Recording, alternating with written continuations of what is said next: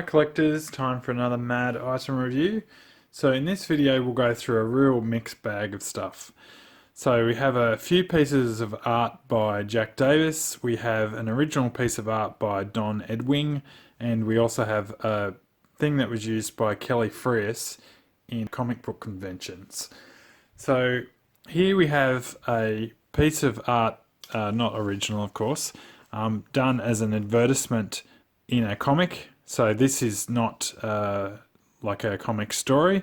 It's actually to advertise Uni-Royal bike tyres. I like to collect some things that are a bit off topic, but are mad related, and that is, obviously because Jack Davis was an artist of mad.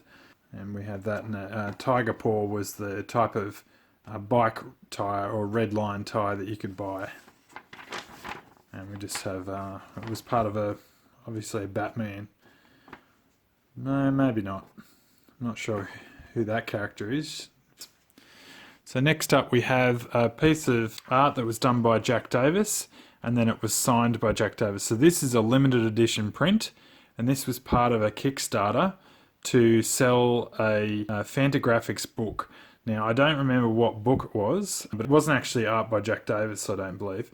But Jack Davis donated or sold these prints in limited edition, and you could only ever get them from this particular Kickstarter, and it is actually hand signed by Jack Davis.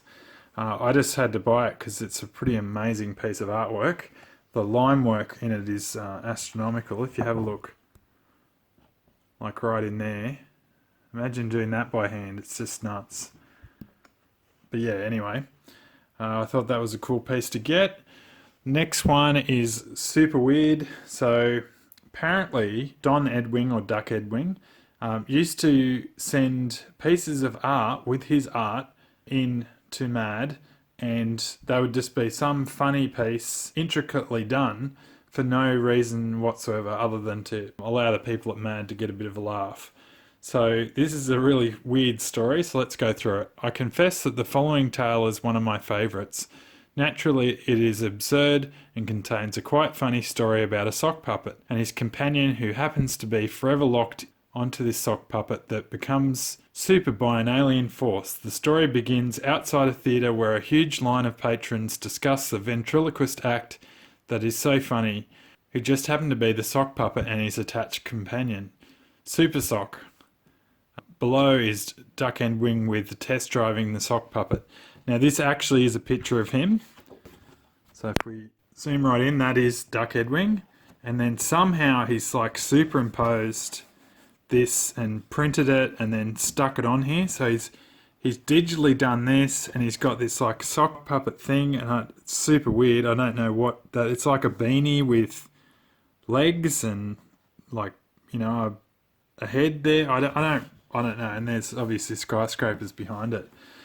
But I mean, that gets into the mind of Duck Edwing, very interesting character, but certainly one of the odder pieces in my collection, but I'm pretty glad to have it because I like all the behind the scenes stuff, obviously.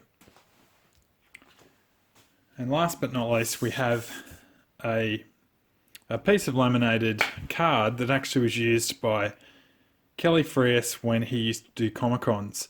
So he'd put this on the front of his stall, and then he'd have things for sale. So he might like sign Mads or sell different pieces of art. So Kelly Freas actually did a fair bit of prints as well. I don't have any of his prints, I only have his original art. But I've got a piece that's coming up that will be quite interesting. It relates to the book The Mad Frontier. So if you have a paperback copy of The Mad Frontier, I'd certainly like to hear about it. So this is the one with JFK on the front. It's not the subsequent ones. But yeah, maybe drop me a comment if you have a copy of that. Anyway, I've been trying to get that to do a piece on Kelly Freas. I'll just show you some Kelly Freas art because we're here. And for those people who didn't know who Kelly Freas was, this is his rendition of Alfred. Everyone has different renditions, but he also did all of these covers in the background. So he was kind of up there with Mingo at the time as a cover artist. Certainly other artists had very important parts of the magazine, but around this time, Kelly Freas and Norman Mingo were were up there. But, you know, Mingo invented the modern Alfred because everyone actually had to do their own rendition of Mingo's Alfred. And you'll even notice that today when new artists come along, they still have to go off that one. They may actually go off the modern one done by the more recent artists, but they'll always have to hark back to original Norman Mingo. So just here is some Kelly Freas art. So maybe he actually sold, you know, this art as part of one of these Comic-Cons. But yeah, so it's a half picture of Alfred. That's his marking there. So he had like a stamp, and that verified that as a Kelly Freas piece. And then we have another Alfred here, which is a really cool piece. Both of these I've already covered in a separate video. You can go and look that up if you'd like to. Anyway, that's all for these items. As always, if you'd like to subscribe, please do so, and we'll catch you next time.